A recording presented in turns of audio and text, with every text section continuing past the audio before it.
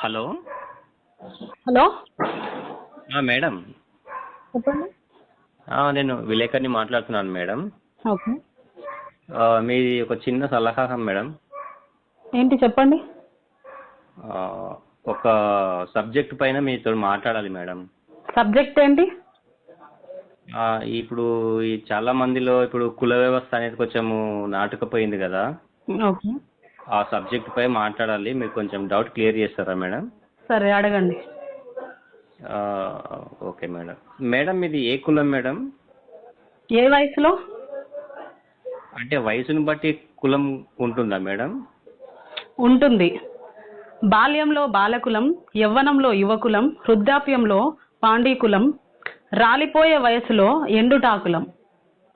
Madam అది కాదండి, మామూలుగా మీది ఏ కులం? ఎవరు లేకుంటే ఏకాకులం, ప్రేమలో ఉన్నప్పుడు ప్రేమికులం, పెళ్ళయ్యాక సంసారికులం, కానప్పుడు బ్రహ్మచారికులం.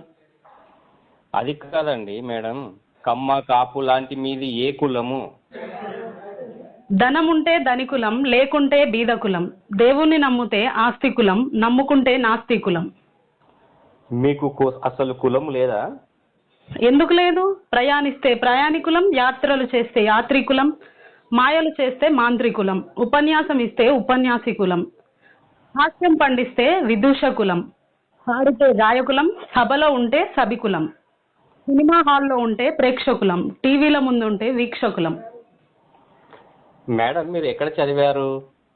చదివింది గురుకులం, అభ్యసించేది అభ్యాసకులం, బోధిస్తే బోధకులం, వృత్తిరీత్యా అధ్యాపకులం, పత్రికల పాఠకులం, నేర్పించే శిక్షకులం. అసలు మీరు ఎవరండి ఇలా చంపుతున్నారు?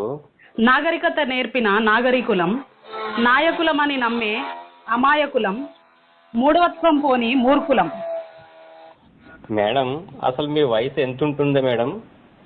కొందరికి పూర్వీకులం, మరికొందరికి సమాకులం, ప్రస్తుతం వర్తమాకులం. అసలు మీది ఏ దేశం? భారత జాతి వంశీకులం, భావి భారత రథసారకులం.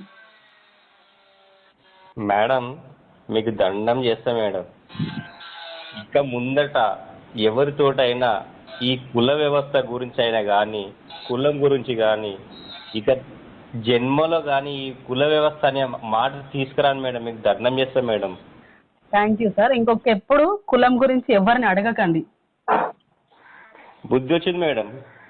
Okay sir, thank you. అడగకండి ఎవరిని.